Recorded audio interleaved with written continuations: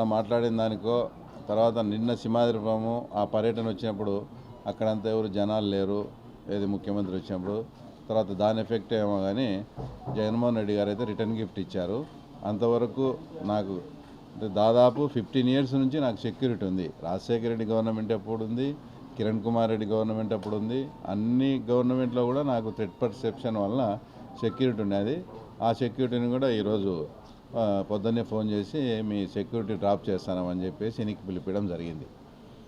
నేను ఒకటి సూటిగా అడుగుతానా, నిన్న సింహాద్రిపురం పర్యటనకు జగన్మోహన్ రెడ్డి వచ్చినప్పుడు ఆయన సెక్యూరిటీ దాదాపు 3,000 మంది పోలీసులు. స్పష్టంగా మేము మా ఊర్లోనే కాబట్టి చూసినాం. నీకు సెక్యూరిటీ నీ ప్రోగ్రాంకి వచ్చేదానికి 3,000 మందిని నువ్వు సెక్యూరిటీ ఉపయోగించుకోవచ్చు. నీ మీద కంటెస్ట్ చేసే వాళ్ళము, తర్వాత మాజీ ఎమ్మెల్సీ ఎప్పటి నుంచో మాకు థ్రెట్ ఉంది, మాకు 1+1 ఇచ్చిన దాన్ని కూడా ఆ తర్వాత దాన్ని కూడా ఈరోజు రిమూవ్ చేయడం అనేది అంటే ఎంతవరకు సబబు ఇది? అంటే కేవలం దీంట్లో బాగా స్పష్టంగా మాకు అర్థమయ్యేది ఏంటంటే మమ్మల్ని అంతమొందించే దాంట్లో ప్లాన్లో భాగంగానే నాకు సెక్యూరిటీ తొలగించడం ఈరోజు జరిగింది. నేను జగన్మోహన్ రెడ్డిని ఒకటే రిక్వెస్ట్ చేస్తాను, నాకు సెక్యూరిటీ తొలగించినందువల్ల నాకు ఎలాంటి బాధ లేదు, ఏం లేదు. ఎప్పుడు మీరు ముఖ్యమంత్రిగా ఉన్నారు కాబట్టి బీటెక్ రవి ప్రాణానికి నాది బాధ్యత అని జగన్మోహన్ రెడ్డిని ఒక స్టేట్మెంట్ ఇమ్మనండి. నాకు సెక్యూరిటీ అవసరంలే, ఏం అవసరంలే, ఆయన చెప్పమనండి. బీటెక్ రవి మా పులివెందులో తెలుగుదేశం పార్టీకి ఇన్ఛార్జిగా ఉన్నాడు, నా మీద కంటెస్ట్ చేస్తున్నాడు కాబట్టి ఆయన ప్రాణానికి మాది బాధ్యత అని చెప్పండి. మాకు ఆ సెక్యూరిటీ కూడా అవసరంలే. ఇంత దారుణంగా అంటే ఇంతవరకు సెక్యూరిటీ ఉండేది, ఇప్పుడు ఇంకా ఎలక్షన్ టైం స్టార్ట్ అయింది, మేము కూడా పల్లెలకు పోయి తిరిగేది ఉంటుంది. ఈ నుంచి ఇంకా ఏదైనా ఉంటే థ్రెట్ లేని వాళ్ళకు కూడా ఇప్పుడు సెక్యూరిటీ ఇచ్చే పరిస్థితి ఉంటుంది. అట్లాంటిది ఉండే వాళ్ళకు కూడా మాకే తీసేయడం అంటే స్పష్టంగా మీ ద్వారా ఆ తర్వాత ఇది సుమోటోగా తీసుకోమని కూడా చెప్తారా. నాకు ఎలాంటి ప్రమాదం కానీ, నాకు ఎలాంటి హాని కానీ, నా ప్రాణానికి కానీ జరిగితే దానికి తప్పకుండా ముఖ్యమంత్రి జగన్మోహన్ రెడ్డి, ఆయన సతీమణి భారతిరెడ్డి గారు, తర్వాత కడప ఎంపీ అవినాష్ రెడ్డి గారిదే బాధ్యత.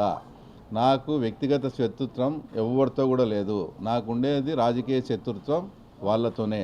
కాబట్టి ఈ మూమెంట్లో ఈ ఎలక్షన్ అంటే ఇంకో 2-3 నెలల్లో ఎలక్షన్ జరుగుతుందనే మూమెంట్లో ఈరోజు వచ్చి వాళ్ళు సెక్యూరిటీని డ్రాప్ చేసినారంటే వాళ్ళు వ్యూహాత్మకంగా పద్ధతి ప్రకారం మమ్మల్ని ఏదో చేసేదానికి అని మేము స్పష్టంగా చెప్పదలుచుకునే మాకు అర్థమవుతా ఉంది. లేదంటే ఇప్పుడు తర్వాత మేము పల్లెల్లో కూడా తిరుగుతున్నాము, ఈ మధ్య అంతా కూడా ప్రచారం చేస్తున్నాము. సెక్యూరిటీని విత్డ్రా చేస్తే ఏమన్నా ఇంట్లో కూర్చుంటారని ఏమన్నా అనుకున్నారేమో. మేమేమన్నా ఇంట్లో కూర్చుండే టైప్ సెక్యూరిటీ ఉన్నా లేకపోయినా ఖచ్చితంగా మేము ప్రజల్లోనే తిరుగుతాము, తర్వాత ప్రజలతోనే మమేకమై ఉంటాము, మా ప్రికాషన్స్లో మేము ఉంటాము. కాబట్టి మీరు దానిలను కూడా ఇప్పుడు వస్తుంటే ఇప్పుడు మాకు సెక్యూరిటీ తీసేసినారు. ఆ తర్వాత మన కేసులో ఒల్లూరు స్టేషన్లో ప్రతి ఆదివారం పోయి సంతకం పెట్టాలి. అది స్పష్టంగా అందరికీ అంటే ముందే డిక్లేర్డ్ ప్రోగ్రామ్. ఆదివారం పొద్దున 10 నుంచి మధ్యాహ్నం 12 లోపల పోయి సంతకం పెట్టాలి. అది అందరికీ తెలుసు. సెక్యూరిటీ తీసేసినారు. మేము ఒకవేళ కాన్వాయ్తో కానీ 4-5 వెహికల్స్తో కాన్వాయ్తో కానీ వస్తే ఇంతమంది ఎందుకు నీకు వెనకబడి మీ ఇన్ని కాన్వాయ్ అని మేము అబ్జెక్షన్ చెప్తామంటారు, ఒక వెహికల్ పంపిస్తారు. అంటే దాని అర్థం ఏమని? ఖచ్చితంగా వాళ్ళ దగ్గర ఏదో ప్లానింగ్ ఉంది, మమ్మల్ని ఏదో చేయాలని. కాబట్టి ఇదే సుమోటోగా తీసుకొని హైకోర్టు కూడా మేము అప్లై చేస్తున్నాం.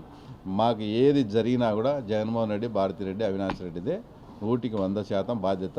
నాకేమైనా పొరపాటున రేపొద్దున ఏమైనా జరిగినా కూడా ఆ తర్వాత దీన్నే సుమోటోగా తీసుకోవాలని కూడా మీ ద్వారా అందరికీ కూడా చేస్తాను.